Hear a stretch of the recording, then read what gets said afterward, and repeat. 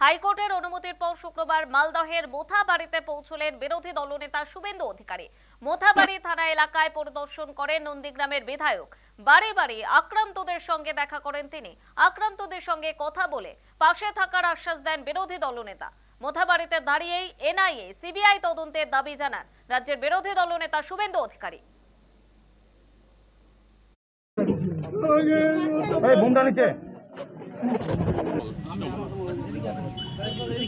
আপনার ব্যবস্থা হবে সব দেখা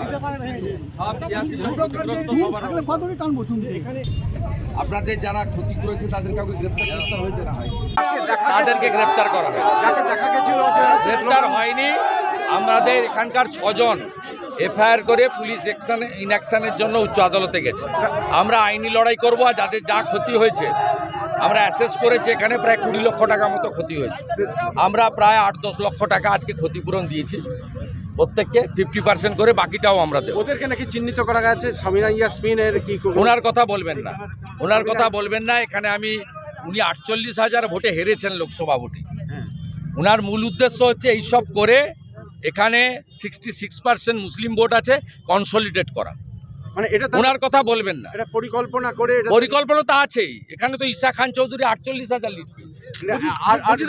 যন্ত্রণাটা বুঝি আমরা এনআইএ সিবিআই চাই। অলরেডি 6 জন হাইকোর্টে গেছে। 6 জন ক্ষতিগ্রস্তকে নিয়ে আমি আইনি লড়াই করছি। এখানে কেন্দ্রীয় এজেন্সিকে দিয়ে তদন্ত করিয়ে সমস্ত দোষীদের গ্রেপ্তার করাবো। যেভাবে